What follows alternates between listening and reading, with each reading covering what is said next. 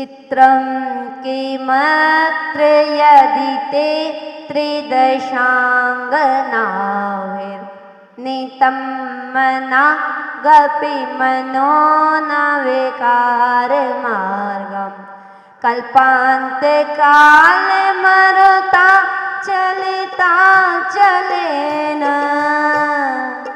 किं मन्दराद्रिशिखरं चलितं कदाचित्।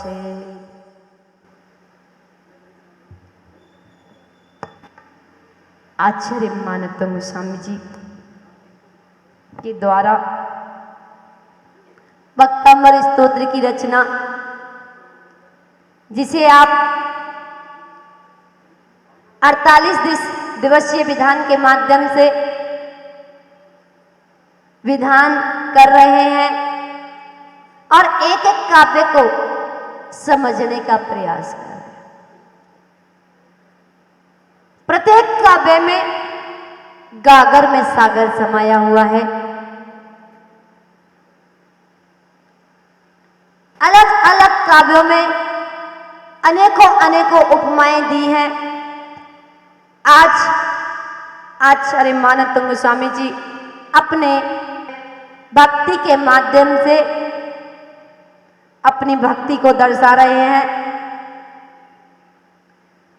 चित्रम किमत्र यदि ते त्रिदशांगनावे, यदि यदि ते माने आपका, मनः यदि आपका मन त्रिदशांगनावे देवांगनाओं के द्वारा, अपि भी हे भगवान यदि आपका मन देवांगनाओं के द्वारा भी विकार मार्गम विकारी भावों को नानीतम नहीं प्राप्त हुआ।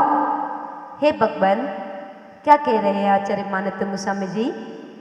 हे भगवान, आपका मन देवांगनाओं के द्वारा भी विकारी भावों को नहीं प्राप्त हुआ। कितनी देवांगनाओं ने भक्ति करी, लेकिन फिर भी आपका मन चलायमान नहीं हुआ। अत्र माने इसमें, चित्रम किम कहने इसमें क्या आश्चर्य है? आश्चर्य ही क्या है? हे भगवान, आपके सामने अनेकों देवांगनाएं भक्ति कर रही है, लेकिन आपका मन चलायमान नहीं हुआ। इसमें कौन सा आश्चर्य है? इसमें क्या आश्चर्य है? कह रहे हैं चलिता चले ना, पर्वतों को चलायमान करने वाले। कह रहे हैं पर्वत हिल सकते हैं, पर्वतों को चलायमान करने वाले।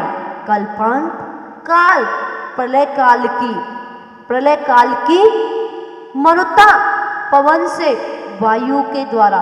कह रहे हैं जो प्रलय काल की जो वायु है, उस प्रलय काल की वायु के द्वारा किम माने क्या, कदाचित माने कभी, मंद्राद्रि शिखरम कह रहे हैं सुमेरु पर्वत का शिखर यानी चोटी, सुमेरु पर्वत की चोटी। कैसे? प्रलय काल की पवन के द्वारा, प्रलय काल की वायु के द्वारा। क्या कभी सुमेरु पर्वत की चोटी चलितम माने चलायमान हुई है क्या? हिलाया गया है? नहीं। क्या प्रलय काल की अगर पवन चल जाए, हवा चल जाए, तो क्या सुमेरु पर्वत की चोटी हिल सकती है? नहीं। जब वह नहीं हिल सकती तो आपका मन कैसे टिक सकता है? तो कहा कि भले ही चोटी हिल जाए, भले ही प्रलय काल की हवा से चोटी भले ही हिल जाए, पर आपका मन कभी नहीं टिक सकता। यह शक्ति केवल आपके अंदर है। जैसे वह मेरु पर्वत नहीं हिल सकता, ऐसे आपके मन को भी कोई डिगा नहीं सकता। और हिंदी में क्या कहा? मद की चकी अमर ललनाए हो, मद की छकी अमर ललनाए, प्रभु के मन में तनिक विकार कर न सकी, आश्चर्य कौन सा रह जाती है मन को मार। गिर गिर जाते प्रलय पवन से, तो फिर क्या वह मेरु शिखर। कहने लगे अगर गिर जाए, हवा के झोंके से पर्वत गिर जाए तो क्या वह मेरु शिखर है? गिर गिर जाते प्रलय पवन से, तो फिर क्या वह मेरु शिखर। हिल सकता है रंच मात्र भी, पाकर झंझावात प्रकार। हे भगवान, जैसे कभी मेरु शिखर नहीं हिल सकता प्रलय काल की हवा से, ऐसे ही आपका मन भी कभी चलायमान नहीं हो सकता है। हे भगवान, आपके मन में सदा गुणों से ही भरा हुआ है, आप सदैव निर्विकारी स्वरूप में निमग्न रहते हैं। हे भगवान, आपके मन में कोई भी विकार नहीं आता, इसलिए आपके लिए सुंदर अप्सराएं भी मोह राग देश अत्यंत करने में समर्थ नहीं है, क्योंकि आपके मन को कोई डिगा नहीं सकता। हे भगवान, वह कुपित हवा भी मेरू को नहीं हिला सकती, तो आपके मन को कैसे हिला सकते हैं? हे भगवान, जैसे आपका मनोबल स्ट्रांग है, मजबूत है, ऐसे ही मुझे भी वो शक्ति मिले। सम्मेद शिखर शाश्वत तीर्थ क्षेत्र है, सम्मेद शिखर शाश्वत तीर्थ क्षेत्र है या नहीं? है या नहीं? शाश्वत तीर्थ क्षेत्र है, उसका कभी अभाव नहीं होगा। होगा क्या? नहीं, उसका कभी अभाव नहीं होता। और उसके नीचे स्वस्तिक स्फटिक मणि का स्वस्तिक बना हुआ है। अनंत चौबीसी के अधिकांश तीर्थंकर वहीं से मोक्ष पधारे, वहीं से सम्मेद शिखर जी से मोक्ष पधारे हैं।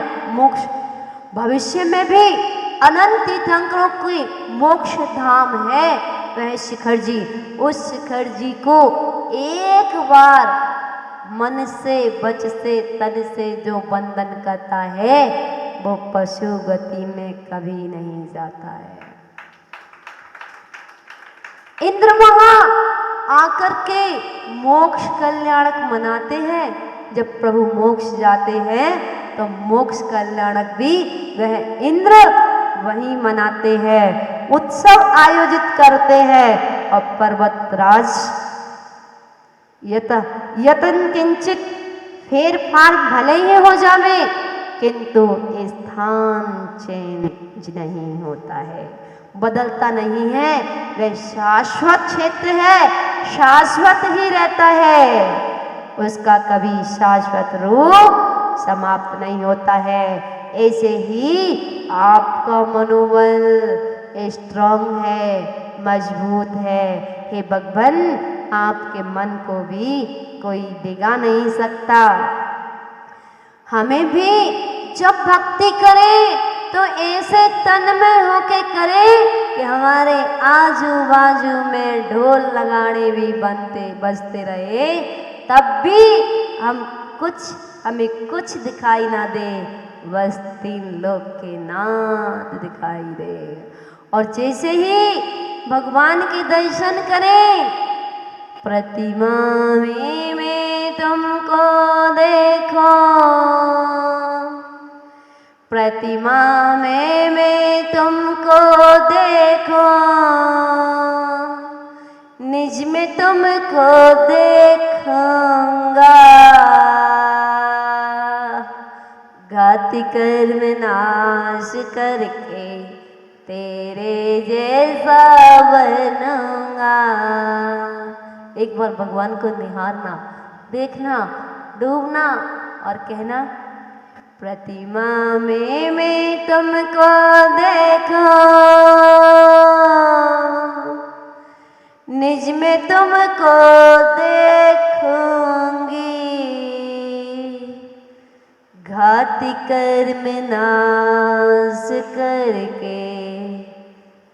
तेरे जैसी बनूंगी, उस दिन सफल मेरा जीवन होगा, पापों से बचता जीवन होगा। जिस दिन प्रभु जी तेरा दर्शन होगा, उस दिन सफल मेरा जीवन होगा। तन में हो, माला फेरो तो तन में होकर, भजन गाओ तो तन में होकर, पूजन करो तो तन में होकर। मुझे लगता है आप भोजन भी नहीं करते हो तन में होकर, तो भजन कहां से करोगे? तुम्हारे भोजन करते करते तो टन टनाने लगते हैं, थाली छोड़ के जाना पड़ता है। अरे भैया, दिन रात लगे हो, सुबह शाम लगे हो, ना परिवार देखते हो ना बच्चों को देखते हो, कम से कम 2 रोटी तो खा लिया करो ढंग से। उतनी देर के लिए तो फोन बंद कर दिया करो। वो 2 रोटी खाने में भी कितनी बार टन टन टन टन टन हो जाती है? 2 4 5 10 बार तो हो जाती होगी। वो देवी जी भी परेशान है आपकी, कहती है खाना ही खा लो, ये जब फोन से बात कर लो। एक काम करो, आचार्य भगवान गुरुदेव ज्ञान सागर महाराज जी कहते थे, भोजन करते समय टीवी नहीं देखना, मोबाइल नहीं चलाना। कहते थे या नहीं कहते थे? बताओ, यहाँ पे इतने लोग बैठे हैं, कितने लोग इस नियम का फॉलो करते हैं? 1 2, एक ने हाथ हिलाया है और 2 ने हाथ खड़ा किया है। जितने भी यहाँ बैठे हैं, अगर गुरुदेव के भक्त हैं और आप जीवन का आनंद लेना चाहते हो, अगर आप इन 48 दिनों के विधान का आनंद लेना चाहते हो, तो आज ये संकल्प ले लेना, ये नियम ले लेना कि हे भगवान, जब भी हम भोजन करेंगे दोनों टाइम का, टीवी मोबाइल नहीं देखेंगे। कितने लोग हाथ खड़े कर रहे हैं? हाथ खड़ा कर लो। अरे भैया, इसमें पैसे नहीं लग रहे, कम से कम तुम्हारा ही तो पेट भर रहा है, कौन सा हम अपना भर रहे? तुम्हारे पेट में ही वो ग्रास जाएगा जिस रोटी के लिए तुम दिन रात घूम रहे हो। तुम्हारी रातों की नींद गायब है, फिर भी तुम रोटी नहीं खा पा रहे हो। और साधु, तुम दिन रात कमाते हो, फिर भी दोनों हाथों से खाते हो। एक हाथ से रोटी तोड़ोगे, इस हाथ से लगाओ, नहीं, एक हाथ से खाते हो। तुम दोनों हाथों से कमाते हो, फिर भी एक हाथ से खाते हो। और साधु नहीं कमाते हैं, फिर भी दोनों हाथों से खाते हो। तुम रोटी के पीछे दौड़ते हो, रोटी के पीछे भागते हो, और साधु के पीछे रोटी भागती है। ये जितनी भी माताएं बैठी हैं, ये मना मना के खिलाती हैं, मना मना के खिलाती हैं। माता जी 1 गिलास, माता जी 1 गिलास, महाराज जी 1 गिलास। अभी तो आपने कुछ लिया ही नहीं है, सब कुछ दे दिया, आहार हो गया, फिर भी उस समय कितने बालक जैसा स्नेह करती है। माता जी ले लो ना, 1 ले लो ना, अभी आपने कुछ नहीं लिया, देखो हम तो इतनी मेहनत से मनाते हैं और आप लेती नहीं हो, चलो भैया दे दो। आपके वात्सल्य को देख करके और हाथ आगे आ जाता है। जब एक माँ को छोड़ने के बाद ये सैकड़ों माएँ मना मना के खिलाती है, तो काय को तुम्हारी तरह हम दोनों काय को दिन रात कमाए, काय को सरदर्दी पाले। जिसको दोनों हाथ से खाना हो वो मंच पे आ जाइए, खुला मंच है। उसके लिए परिवार का त्याग करना पड़ेगा। परिवार का बाहर से त्याग करना तो बहुत सरल है, वस्त्र उतारना तो बहुत सरल है, लेकिन अंतरंग के परिणामों को संभालना बहुत कठिन है। अगर अंदर के परिणाम संभल गए तो समझ लो संसार कम हो गया। भगवान ने अपने अंदर के मन को कंट्रोल किया। उनके मन को अनेकों देवांगनाएं हिला नहीं पाई। तुम्हारे को तो एक ही हिला देती है। एक देवांगनाएं के आ जाए सुंदर, तुम हिल जाते हो। और मुनिराज सबका त्याग करके और दिगंबर रूप धारण कर लेते हैं। छोटी बालिका को अपनी बेटी के समान, बहनों को बराबर की बहनों के समान और बड़ियों को माता के समान जब मन में भाव आ जाता है तो उस दिन वस्त्र उतर जाते हैं और दिगंबर भेष रूप धारण करते हैं। दिगंबर दिक प्लस अंबर, दिशाएं ही जिनका वस्त्र हुआ करती है उसे कहते हैं दिगंबर। जिनके मन में विकार वासनाएं भरी होती हैं उनको वस्त्र की आवश्यकताएं होती हैं, और जो वासना से अतीत हो चुके हैं उनको वस्त्र की आवश्यकता नहीं पड़ती है। हमें भी अपने मन को स्ट्रॉन्ग बनाना है। आज हमें 15वें काव्य में आचार्य माणिक तुंग जी स्वामी जी के माध्यम से ये समझने के लिए, सीखने के लिए मिल रहा है। हे भगवान, जैसा आपका मनोबल स्ट्रॉन्ग था, पावरफुल, आपका मन कभी नहीं डिगा, ऐसे ही मुझे भी संबल देना कि हे भगवान, मेरे पास जितना है मैं उसमें ही संतुष्ट रहूं, आप कांक्षा में ना डूबो, ईर्ष्या भाव ना करो। बस जितना मेरे पास है मैं उसी में ही संतुष्ट करूं। और ये भावना भाना साईं इतना दीजिए जामे कुटुंब समाए, और मैं भी भूखा ना रहूं, कोई साधु भी आए तो भूखा ना जाए। भूखा मीन्स बिना आहार दिए मैं वंचित ना रह जाऊं। जिस घर में आहार होते हैं वो घर और घर वाले धन्य हो जाया करते हैं, और जिस घर में आहार नहीं होते हैं वो घर किसके समान बताया भैया? शमशान घाट के समान बताया है। अपने घर को पवित्र करो, अपने परिवार को धन्य बनाओ, जहां भी मौका मिले छोड़ना नहीं। बोलिए पंच परमेष्ठी भगवान की।